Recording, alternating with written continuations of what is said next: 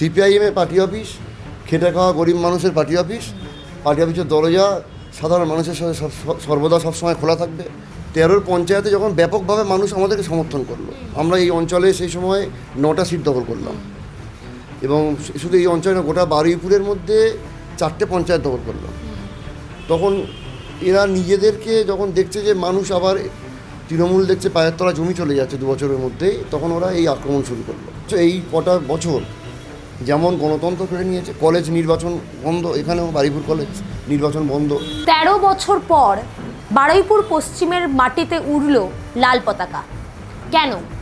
কারণ 2013 সালে একেবারে তৃণমূল ক্ষমতায় আসার পরপর আমরা এখন যে পার্টি অফিসে বসে আছি, অর্থাৎ যে কার্যালয়ে বসে আছি, সেটিকে সম্পূর্ণভাবে দখল করে নেয় জোড়াফুল শিবির।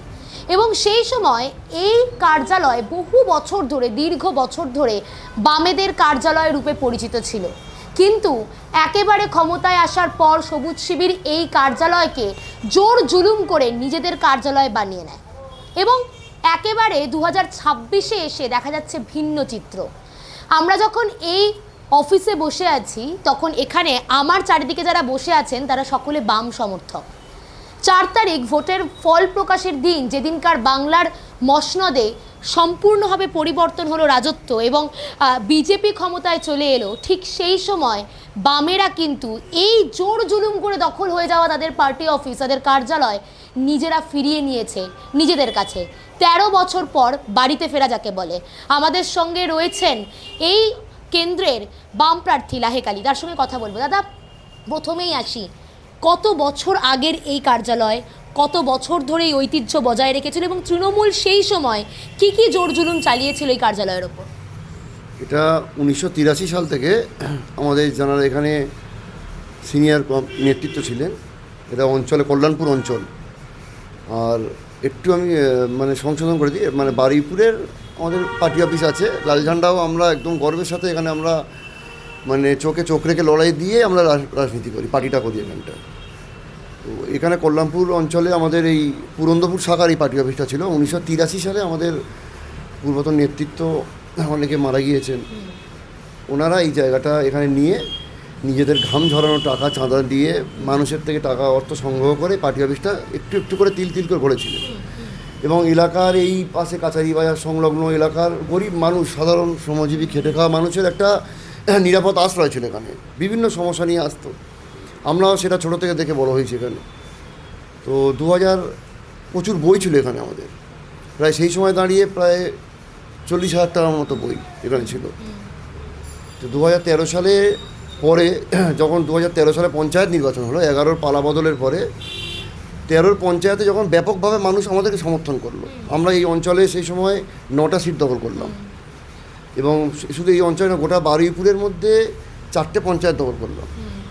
তখন এরা নিজেদেরকে যখন দেখছে যে মানুষ আবার তৃণমূল দেখছে পায়ের তলা জমি চলে যাচ্ছে 2 বছরের মধ্যেই, তখন ওরা এই আক্রমণ শুরু করলো। এবং তার পরের বছরই আমাদের এখান থেকে পার্টি অফিসটা জোর জবরদস্তি এখান থেকে তারা ছিনিয়ে নিয়েছিল। এমনকি সমস্ত কিছু বইপত্র বাইরে বার করে পুড়িয়ে দিয়েছিল। এত নগণ ক্ষুদ্র সংস্কৃতি এদের। বই যে শিক্ষা, যেটা সমাজকে আগিয়ে নিয়ে যায়, সেগুলো পড়াতে কুণ্ঠাবোধ করেনি এরা।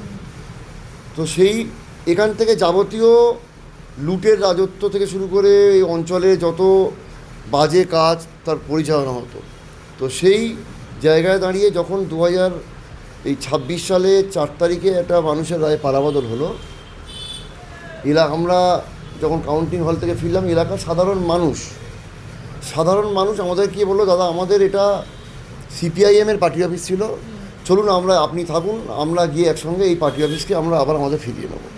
তো সাধারণ মানুষের কথাই আমরা তো কখনো না করতে পারি না, আমরা এসে একসাথে সেই পার্টি অফিসটাকে আমরা আবার পুনরুদ্ধার করলাম। আমরা তৃণমূল যে অভিযোগ তুলছে এই ভোটের ফলাফলের পর থেকে, যে বিজেপি একাধিক জায়গায় তাদের পার্টি অফিস দখল করে নিচ্ছে, কার্যালয় ধ্বংস করে দিচ্ছে, 2011 সালে যখন তৃণমূল ক্ষমতায় এলো সেই সময়ও তো এই চিত্র দেখা গিয়েছিল এবং সেই সময় এটা একটা বড় উদাহরণ, এই পার্টি অফিসই একটা বড় উদাহরণ। সেখানে একই রকম একদম 11 সালের পরে একই চিত্র গোটা রাজ্যে দেখা গিয়েছিল। 26 সালেও এখানে অন্য চিত্র দেখে অনেক জায়গায় আপনি শুনবেন, মুর্শিদাবাদে লেনিন মূর্তি ভেঙে ফেলা হয়েছে, যাদবপুরে গত 4 তারিখেই সন্ধ্যায় কিছু পার্টি অফিসে আক্রমণ করা হয়েছে, মানে একই সংস্কৃতি।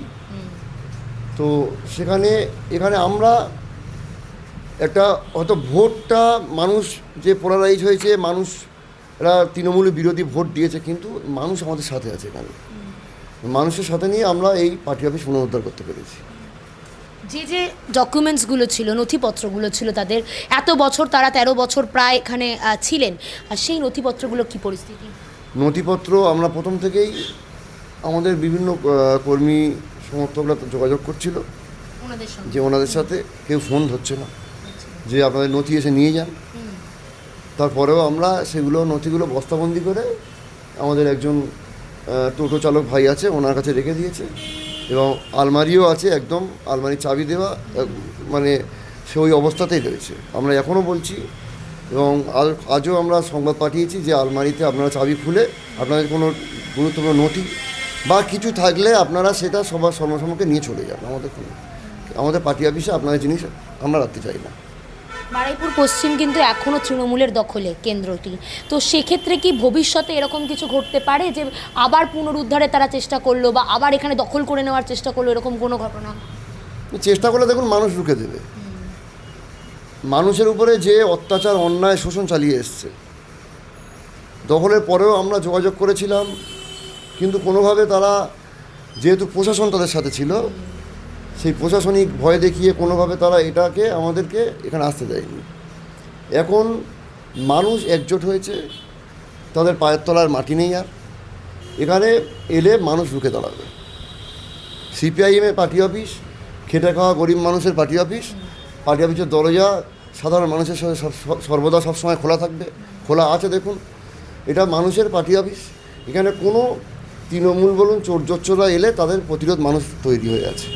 আচ্ছা, এই কেন্দ্র তো আপনি এতকাল দেখেছেন, সেখানে কি কি ধরনের জোর জুলুম, কি ধরনের তোলাবাজির ঘটনা, দুর্নীতির ঘটনা দেখতে পেলেন এতদিন ধরে?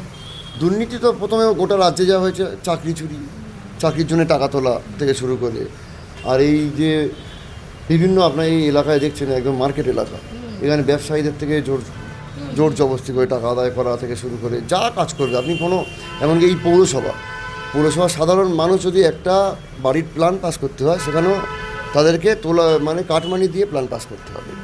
সার্বিক যা দেখেছেন, যে কোনো প্রকল্পের টাকা, এই যে আবাস যোজনার টাকা, 100 দিনের কাজ, সমস্ত অংশে গরিব মানুষের টাকাকে এরা লুট করেছে এইভাবে। বারুইপুরে তার থেকে কোনো ব্যতিক্রম নয়। এবং সবথেকে বেশি যেটা খারাপ, বারুইপুর একটা দক্ষিণ 24 পরগনার একটা প্রাণকেন্দ্রে মানে আপনি এখন ঘুরে দেখবেন কোনো জলাশয় পাবেন না। মানে যেভাবে পুকুর ভরাট করে এখানে বেআইনি নির্মাণ হয়েছে, সম্পূর্ণ তৃণমূলের মদতে, সম্পূর্ণ। এবং তার ফলে গোটা বারুইপুর এখন বৃষ্টি হলে জলের তলায় চলে যায়, এবং বারুইপুরে পানীয় জলের সমস্যা দাঁড়িয়ে গেছে। আবহাওয়ার পরিবর্তন তো গোটা রাজ্যের সাথে এখানে বুঝতে পারছেন। মানুষের উপরে এই কটা বছর যেমন গণতন্ত্র কেড়ে নিয়েছে, কলেজ নির্বাচন বন্ধ, এখানেও বারুইপুর কলেজ নির্বাচন বন্ধ। এখানে যত ইউনিয়ন আছে, এই অটো টোটো, কোনো ইউনিয়ন তো নির্বাচনই নেই। এমনকি ইউনিয়নের যারা এই গরিব অটো চালক, তাদের কাছে ইউনিয়নে ঢুকতে গেলে জোর জবরদস্তি টাকা দিতে হবে, 20,000, 30,000, 50,000, এইভাবে অত্যাচার করেছে মানুষের উপরে। এবং এই অত্যাচারের ফল এবারে মানুষ দেখিয়েছে। হয়তো মানুষ এই সময় দাঁড়িয়ে ভেবেছে আমরা রাস্তার লড়াই আন্দোলনে কোথাও হয়তো আমাদের ফাঁকফোকর আছে, মানুষ সেই আত্মবিশ্বাসটা পায়নি আমাদের উপরে। আশা করবো আগামী দিনে আমাদের লড়াই আন্দোলনের ঝাঁঝ আরও বাড়বে এবং মানুষের সেই আত্মবিশ্বাস ফিরে পাবো। এই কার্যালয় যতবার আপনারা ফেরত নেওয়ার চেষ্টা করেছেন এত বছরে, তখন আপনাদেরকে কি বলা হয়েছিল? না, এখানে সিপিআইএম বলে কোনো বিরোধী অস্তিত্ব থাকবে না। আচ্ছা, বিরোধী পঞ্চায়েতে ভোট দিয়েছে মানুষ, কাউন্টিং হলে আমাদের প্রতিনিধিরা জিতেছে, তারপরে সার্টিফিকেট কেড়ে নেওয়া হচ্ছে সদস্য যাতে না, মানুষের রায়টাকে ওখানে গলা টিপে মারা হচ্ছে। সেখানে পার্টি অফিস তো অনেক বড় জিনিস, সিপিএমের পার্টি অফিস রাখা যাবে না। সামনে পঞ্চায়েত নির্বাচন, পৌরসভা নির্বাচন আসছে, কি মনে হচ্ছে এই যে বামেরা আবার ফিরল বিধানসভায়, এটি কি কোনো একটা সবুজ সংকেত? বামেরা কি আবার সেখানে দাঁত ফোটাতে পারবে এই নির্বাচনে? একদমই, নির্বাচনে দাঁত ফোটাতে পারবে। এর আগের নির্বাচনগুলো আপনি প্রমাণ পাবেন। আমি বললাম না, রিপিটেডলি আবার একই কথা বলছি। গত পঞ্চায়েত নির্বাচনে বারুইপুরের 10টা পঞ্চায়েতের মধ্যে 6টা পঞ্চায়েত প্রায় আমরা দখল করেছিলাম, এই শেষ 23-এর পঞ্চায়েতে। কিন্তু কাউন্টিং হলে শাসক দল প্রশাসনকে কাজে লাগিয়ে সার্টিফিকেট কেড়ে নিয়ে ছিঁড়ে দিয়ে তারা পঞ্চায়েত দখল করেছিল বেআইনিভাবে। তো সেই রায়ের পুনরাবৃত্তি ঘটবেই।